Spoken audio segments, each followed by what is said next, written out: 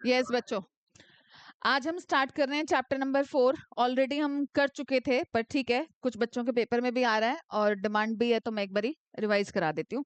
ये हमारा है बेसिस ऑफ अकाउंटिंग का चैप्टर बच्चों। बेसिस ऑफ अकाउंटिंग, एक बेसिस ऑफ अकाउंटिंग तो हम रूटीन में डेली बोल बोल के सुना सुना के तुम्हारे कानों में, तुम्हारे दिमाग में मैं उसको डाल चुकी हूँ कि हम फॉलो करते हैं कौन सा, एक्रूअल बेसिस ऑफ अकाउंटिंग। उसी की वजह से हम, आपको अगर याद हो तो, आउटस्टैंडिंग सैलरी मैं बोलती हूँ ना बार बार की भाई सैलरी पेड है तब भी सैलरी तो डेबिट होगा, सैलरी नहीं भी पेड है तब भी सैलरी तो डेबिट होगा। मतलब आपने एक्सपेंस को तो उसी मोमेंट पर ही वो करना है, रिकॉर्ड करना है। ठीक है बच्चों, तो सैलरी डेबिट होगा ही होगा। क्यों डेबिट हो रहा है? चाहे वो नहीं पेड है, अगर वो पेड होता तो फिर यहाँ पर टू कैश आ जाता, टू आउटस्टैंडिंग सैलरी की जगह। क्यों हो रहा है ये काम? इसलिए हो रहा है क्योंकि ऑब्वियसली हम फॉलो करते हैं एक्रूअल बेसिस ऑफ अकाउंटिंग।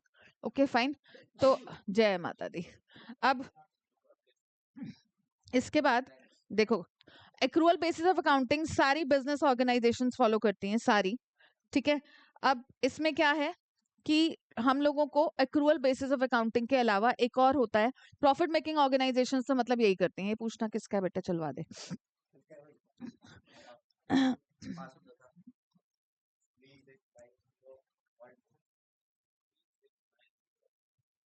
ठीक है बच्चों, एक हमारा बेसिस ऑफ अकाउंटिंग होता है कैश बेसिस ऑफ अकाउंटिंग, जो कौन फॉलो करता है? Not for profit organisations. Not for profit organisations क्या है बच्चों?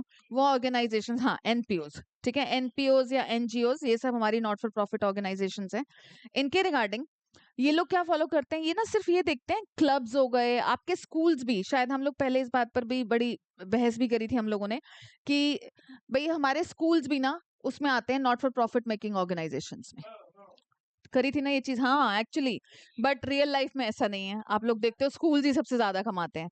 आपको देखो, मेरे को कोई डर नहीं है ओपन में बोलने का। स्कूल वाले जो गवर्नमेंट के अकॉर्डिंग जो वो है, गवर्नमेंट के अकॉर्डिंग जो फीस है उसकी तो रिसिप्ट आपको दे देंगे, बट उसके पार्ट जो वो 2 नंबर में लेते हैं, वो 2 नंबर की आपको रिसिप्ट नहीं देंगे, नहीं देते। वो कहते हैं कि नहीं जी वो नहीं मिलेगी, ठीक है, वो हमारे अकाउंट में चला गया तो वो हम नहीं देंगे आपको। फाइन, तो अब यहाँ पर हम लोगों को क्या करना है? नमन आप ही आ जाओ बेटा कैमरा में। नहीं आ जाओ, आपको रिकॉर्ड कर लेते हैं हम, क्या हो गया? ठीक है, ओह ठीक है, या एक और सेल्फ ऑब्सेस्ड बच्चा आया है जो कह रहा है कि व्यूज बढ़ जाएंगे मेरे आने से। आ जाओ, ये खोल के देना बच्चा। ठीक है, अब कैश बेसिस ऑफ अकाउंटिंग क्या होता है?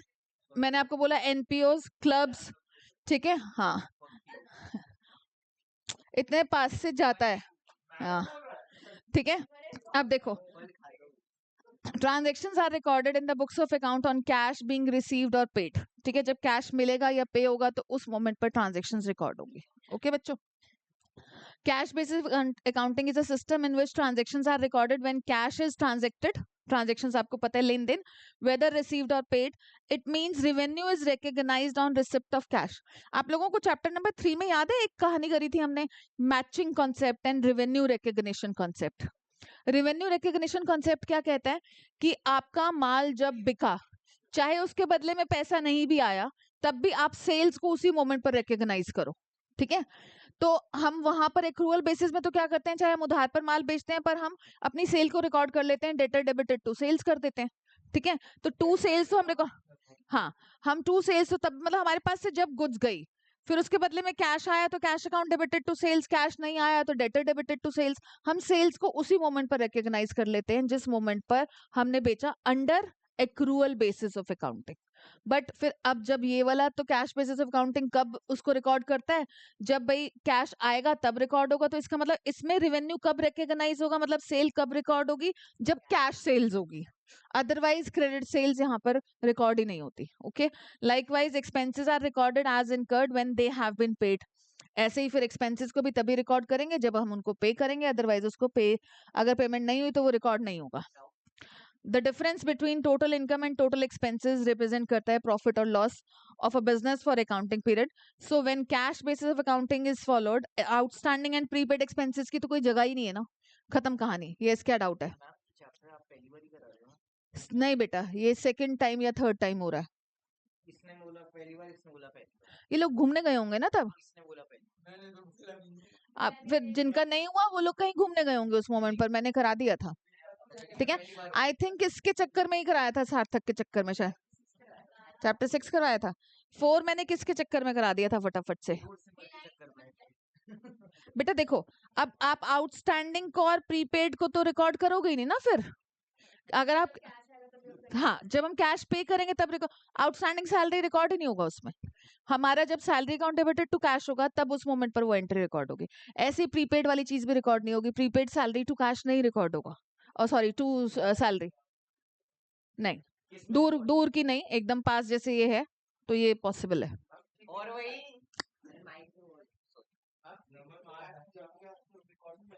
क्या बेटा? नहीं, जब वो वाली होती है ना हमारी out of the rent paid this year this much belongs to next year, तब प्रीपेड रेंट टू रेंट होता है ना, वो रिकॉर्ड नहीं होगा। ठीक है, इसके बाद इनकम रिसीव्ड इन एडवांस भी रिकॉर्ड नहीं होगी फिर। ठीक है, क्योंकि वो obviously income received in advance और accrued incomes are not considered. Receipt and payment account, याद है कैश बुक कराया था मैंने आप लोगों को चैप्टर नंबर 10, तो मैंने रिसिप्ट और पेमेंट बोला था। इनफैक्ट ये organisations receipt and payment account ही बनाती हैं, which is just like cash book. ठीक है, ये चीज आप बीकॉम करोगे, सीए करोगे तो एक चैप्टर पढ़ोगे नॉट फॉर प्रॉफिट ऑर्गेनाइजेशंस, जो पहले 12th में होता था। आप लोगों को पढ़ना तो है वो लाइफ में। ठीक है, अब 12th से हटा दिया गया, तो वहां पर आप रिसिप्ट, हाँ, नॉट फॉर प्रॉफिट ऑर्गेनाइजेशंस, एनपीओज पढ़ोगे आप, एनपीओज वहाँ अकाउंटेंसी में। ठीक है, हाँ, तो receipt and payment account is prepared for not for profit organisation such as charitable institutions, clubs, schools is an example of जो अकाउंटिंग किसके ऊपर फॉलो करते हैं, कैश बेसिस पर। फायदे क्या है? उसको हम एडजस्ट नहीं करते बच्चा। नो, अभी आप देखोगे जब हमारा चैप्टर नंबर 18 स्टार्ट होगा ना, तो इनकम रिसीव्ड इन एडवांस को हम लोग एडजस्ट कर देंगे, क्योंकि वो हमारे करंट सेशन से बिलोंग नहीं करती। यहाँ पर उसको रिकॉर्ड कर लेंगे कि कैश आया, कैश चाहे पिछले साल का अगले साल का जो भी आया सब रिकॉर्ड होगा। हाँ जी बेटा, यस, हम उसको एडजस्ट नहीं करते, एडजस्टमेंट होती है एक्चुअली। क्या है, जब हम एक्रूअल, जब हाँ एक्चुअली ये बैलेंस शीट में एडजस्टमेंट होती है, जब हम accrual basis of accounting follow करते हैं ना, तब उस मोमेंट पर हम क्या करते हैं, हम अपनी balance sheet, profit and loss, इन सब में सिर्फ और सिर्फ करंट सेशन से बिलोंग्ड अमाउंट को आउटर कॉलम में लाते हैं to determine exact and true profit and loss of this accounting year जो चल रहा है। ठीक है, प्रीपेड एक्सपेंसेस को अगर हमने अगले साल का दिया ना, तो एक्रूअल बेसिस में हम उसको माइनस कर देते हैं, क्योंकि हमने जितना टोटल एक्सपेंस पे किया, उस टोटल एक्सपेंस में अगर 2000 नेक्स्ट ईयर का है तो उसको माइनस कर देंगे। इसमें तो होगा मिल गया तो मिल गया, पे कर दिया तो कर दिया, इसमें तो रिकॉर्ड होगा। इसमें तो कैश चाहे अगले साल का आए, चाहे पिछले साल का आए, चाहे अगले से अगले साल का आए, रिकॉर्ड होगा। ठीक है, हाँ जी। आर नॉट कंसिडर्ड और आर नॉट एडजस्टेड का मतलब नीचे आर नॉट एडजस्टेड का मतलब कि उसको एडजस्ट नहीं करते हम लोग। एडवांटेजेस क्या है? बहुत सिंपल बेसिस ऑफ अकाउंटिंग है, एक छोटा सा बच्चा, मतलब आप 11th के बच्चे भी इसको एडजस्ट कर सकते हैं, क्योंकि इसमें as such outstanding expenses, prepaid expenses, इन सब का एडजस्टमेंट नहीं किया जाता। ठीक है, ये चीज ध्यान रखना। ये ना एमसीक्यू जब होता था ना हमारा, तब उस मोमेंट पर ये ना पॉइंट एमसीक्यू में आया था, और बहुत ज्यादा बच्चे गलत करके आ गए थे, क्योंकि उनको था कि हर चीज में ना एक्रूअल बेसिस ऑफ अकाउंटिंग अच्छा है, तो उनको लगा कि ऑब्जेक्टिविटी के पॉइंट ऑफ व्यू से भी एक्रूअल बेसिस ऑफ अकाउंटिंग अच्छा होगा, तो उन्होंने एमसीक्यू में गड़बड़ कर दी थी। तब से मैंने इस पर स्टार लगाना शुरू कर दिया। ये जो कैश बेसिस ऑफ अकाउंटिंग है, ये ज्यादा ऑब्जेक्टिव है as compare to accrual basis of accounting. समझ नहीं? अभी ये चल रहा है ना बच्चा, तो as very few estimates and judgements are required, मतलब क्योंकि इसमें बहुत कम मतलब इजी कह लो, क्योंकि इसमें बहुत कम एस्टिमेशंस होती है ना बच्चा, कोई कैलकुलेशन इतनी ज्यादा होती नहीं है। This basis of accounting is suitable for those enterprises where most of the transactions are on cash basis. ठीक है, इसके बाद है disadvantages. Obviously it does not give true and fair view of profit and loss and financial position. Financial position किसका other name है बच्चों? Balance sheet. ठीक है, अब तो रट गया होगा तुमको। Of an enterprise because it ignores outstanding prepaid expenses, accrued income, income received in advance. मतलब ये कंसिडर नहीं करता, एडवांस में आ रही है इनकम तो बस रिकॉर्ड कर लो कैश आ गया, कंसिडर नहीं किया मतलब एडजस्ट नहीं किया। इसके बाद it does not follow the matching principal. What was the matching principal chapter 3 में? Very good. कि जो हमारा माल बिका, जो हमारा रेवेन्यू मैचिंग कॉन्सेप्ट है ये हमारा चैप्टर नंबर 3 में, जो हमारा माल बिका उस रेवेन्यू में कितना खर्चा हुआ उसको मैच करो, तो this is called matching concept. ठीक है, this system does not distinguish between capital and revenue items. इसमें तो ये है ना कि भाई मशीन भी आ रही है जा रही है, कोई कैपिटल और रेवेन्यू आइटम के बीच में कोई इस टाइप का डिस्टिंग्विश नहीं करता ये। ठीक है, रिकॉग्नाइज नहीं करता। There is no consistency in the profit of the 2 years। Accrual basis of accounting. Transaction is recorded in the books of account when entered, whether cash is received or not. ये वो वाला system of accounting जो हम follow करते हैं। ठीक है, पैसा आया या नहीं आया सेल्स रिकॉर्ड करनी है, पैसा दिया या नहीं दिया परचेजेस रिकॉर्ड करनी है, करनी ही पड़ेगी। Under accrual basis of accounting, unlike cash basis of accounting, income is recorded as income when it is earned or accrued। ठीक है, हम इनकम को कंसिडर कर लेते हैं, हमने कमा ली, मिल गई तो बहुत बढ़िया, तो cash account debited to commission received, नहीं मिली तो accrued commission account debited to commission received. Arnav, are you there? Arnav, okay. For example, credit sale is recognized as sale irrespective of the fact whether amount has been received or not. Similarly, if an obviously आप credit sale को recognize करोगे, पैसा मिला या नहीं मिला। Similarly, if an expense has been incurred but payment has not been made, वही salary account debited to outstanding salary की बात हो गई, it will be recorded as an expense. For example, rent for the month of March 2021 has not been paid, it will still be recorded as an expense because it had become due, outstanding हो गया वो। Accrual basis of accounting is based on the concept of realization and expiration. Follows two basic accounting principle, revenue recognition principle and matching principle. दोनों को follow करता है ये। Revenue को उस मोमेंट पर रिकॉग्नाइज कर लेता है जब जिस मोमेंट पर हमने माल बेचा, ठीक है, और उससे रिलेटेड एक्सपेंसेस को भी रिकॉग्नाइज करता है, which is called matching principal. Chapter number 3 बहुत 1 to 5 बहुत बच्चों के स्कूल में आ रहा है, तो थर्ड चैप्टर लर्न नहीं किया करा क्या अभी तक आप लोगों ने? कर लिया ना? तो रिप्लाई करो ना, रेवेन्यू रिकॉग्निशन सिर्फ सार्थक रिप्लाई कर रहा है। 3 और 4 का मैं आप लोगों का ट्यूसडे को टेस्ट लूंगी। सुनो, चलो जिनका नहीं आ रहा उनका नहीं होगा, ठीक है, और जिनका आ रहा है वो चैप्टर नंबर 3 और 4 का मुझे टेस्ट देंगे ऑन ट्यूसडे। मंडे को कौन सा है बेटा?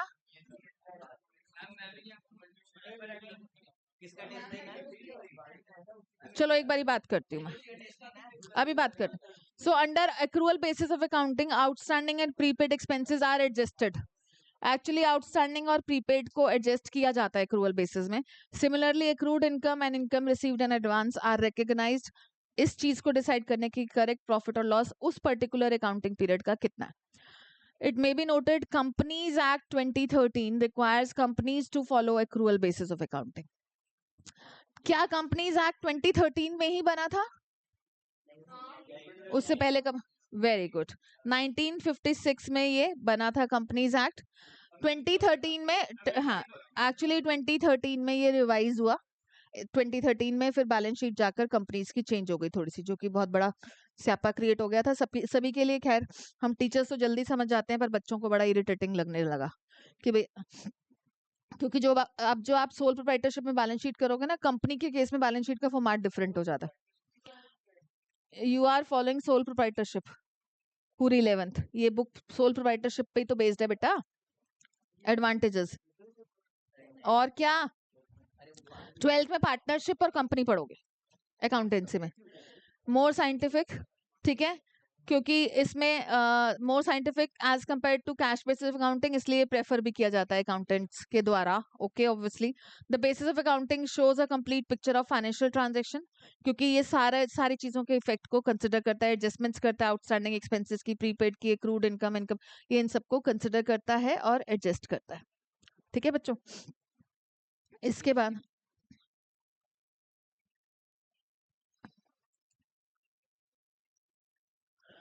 बाद देखो नेक्स्ट, ये डिस्क्लोज करता है करेक्ट प्रॉफिट और loss and correct true financial position, और ये रिफ्लेक्ट करता है ट्रू प्रॉफिट और लॉस। तो इसकी वाइड एक्सेप्टेबिलिटी है इस मेथड की, इस बेसिस की, और इसमें ट्रू फाइनेंशियल पोजीशन पता चलती है at the end of the accounting period by adjusting outstanding expense को एडजस्ट कर दिया जाता है, प्रीपेड को कर दिया जाता है, एक्रूड इनकम को कर दिया जाता है, इन सबको एडजस्ट कर दिया जाता है। ठीक है बच्चों, शाइना, कैश बेसिस, डिसएडवांटेजेस में ये उतना सिंपल नहीं है, ऑब्वियसली इसमें एडजस्टमेंट्स करनी है, तो उतना सिंपल नहीं है जितना कैश बेसिस ऑफ अकाउंटिंग हमारा सिंपल है। टू इलैबोरेट, ठीक है, टू इलैबोरेट है ये हमारा। नहीं, इलैबोरेट करने में फिर ये है ना कि फिर आपको वर्कफोर्स चाहिए, प्रॉपर अकाउंटेंट्स चाहिए, इस वजह से। ये होता है जबरदस्ती का डिस्टर्ब। क्यों? नहीं, हाँ नहीं कह रही हूँ मैं, ठीक है। A quick appraisal of the profit और लॉस इज नॉट पॉसिबल, क्योंकि बहुत सारे कैश बेसिस में तो ये है ना कि अगर आप एक महीने का भी प्रॉफिट लॉस जानना चाहते हो तो पता चल जाएगा क्या दिक्कत है, क्योंकि कैश का आना जाना देखना है। इसमें तो एग्जैक्ट प्रॉफिट और लॉस, क्योंकि बहुत सारी एडजस्टमेंट्स करनी है, तो ईयर एंड पे अगर कोई ओनर चाहे, चलो भैया मेरे को इस महीने के हिसाब से बताओ साहब जी, अभी ना उससे पेमेंट आनी है, साहब जी अभी ना उसको पेमेंट करनी है साहब, तो वो तो क्विक अप्रेजल तो आपको नहीं मिल पाएगा ना। तो किससे कब आनी है कब जाना है, तो वो एक्रूअल बेसिस में तो आपको एग्जैक्ट तभी पता चल पाएगा जब ईयर एंड होगा। ईयर एंड पे भी वैसे तो देखो तो बहुत सारे डेटर्स और क्रेडिटर्स तो पड़े ही होंगे, तो एग्जैक्ट नहीं पता चल पाता, ठीक है। तो क्विक वाली कहानी तो खत्म ही हो गई। इसके बाद देखो, इस चैप्टर से आना तो बच्चों ये डिफरेंस ही है, फॉर श्योर जरूर आना है। मतलब आप ये लगा लो, इस चैप्टर से आपके टीचर आपको थ्योरी अगर देगी ना तो ये डिफरेंस ही देगी वो। ओके, देखो नेचर ऑफ ट्रांजैक्शन, अलग फॉर्मूला थे या वैसे नहीं नहीं नहीं अभी बताती हूँ, वो भी बता देती हूँ, ठीक है। Difference between accrual basis and cash basis में, एक्रूअल बेसिस में नेचर ऑफ ट्रांजैक्शन की अगर हम बात करें तो कैश और क्रेडिट दोनों रिकॉर्ड होती हैं, इसमें ओनली कैश ट्रांजैक्शंस रिकॉर्ड होती हैं कैश बेसिस में। Prepaid and outstanding expenses are accounted, मतलब दीज आर बीन एडजस्टेड, ठीक है, एक्रूअल बेसिस में in profit and loss account है।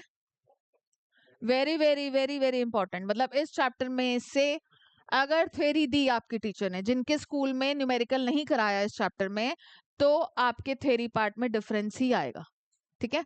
आपके न्यूमेरिकल आए थे सार्थक, ठीक है, तो फिर न्यूमेरिकल ही दिया होगा फिर तो, दोनों करवाए हैं। देख लेते हैं अभी आपके स्कूल के पेपर पिछले, ठीक है।